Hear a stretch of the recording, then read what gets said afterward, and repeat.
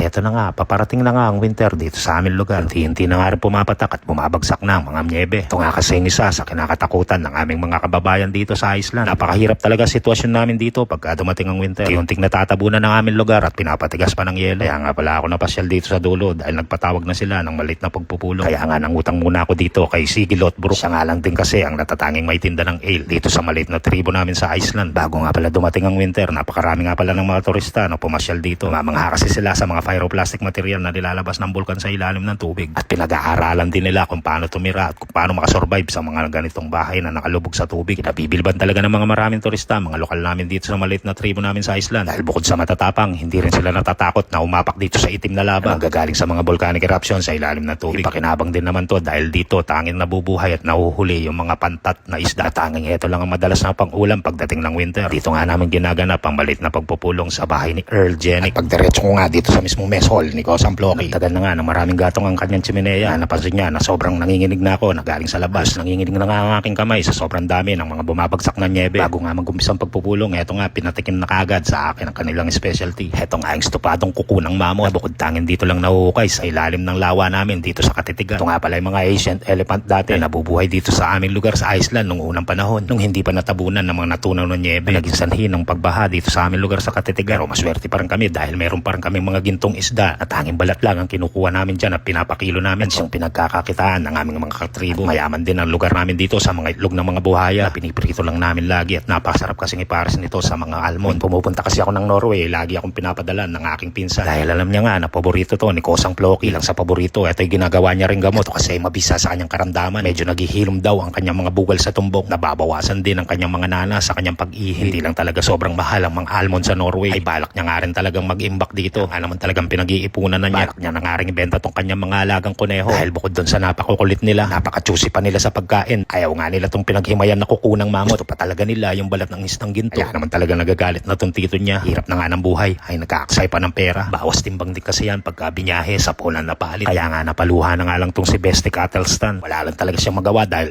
nga siya nga namumuno dito sa tribo, si Earl Jenick, na kahit nga ipakain sa mga kunehong mga balat na ginto ng mga isda ay wala talaga siya magawa dahil ang masaklap ng katotohanan ay hindi talaga nila tunay na kapatid. Inampun nga lang nila itong si Bestie Cattlestan. Tuwan lang siya nang walang malay nung panahon ng gera. Nagkaroon nga ng amnesia. Isang pari nga pala yung si Bestie Cattlestan, isang misyonaryong pari na sumama sa mga Inglaterra. Balak nga sakupin itong aming lugar sa Katitigat dito sa Iceland. Pero di sila nagtagumpay dahil nga matatapang ang mga Vikings. Bukod doon sa sobrang baho ng mga utot nila, di na makatiis sa amoy at kusa na lang silang nagsialisan. Ngayon, namumuhay kami ng masaya at malaya dito sa lugar namin sa Katitigat sa Iceland. So yun lang muna for today's video. Kung nagustuhan nyo yung video, pakishare na lang at gagawa pa tayo ng mga ganitong klaseng video. Dahil balak ko nga rin pumasyal sa Greenland Bitas bukas para bumili ng paroise saka maglelo. Asya, thank you for watching. Bye!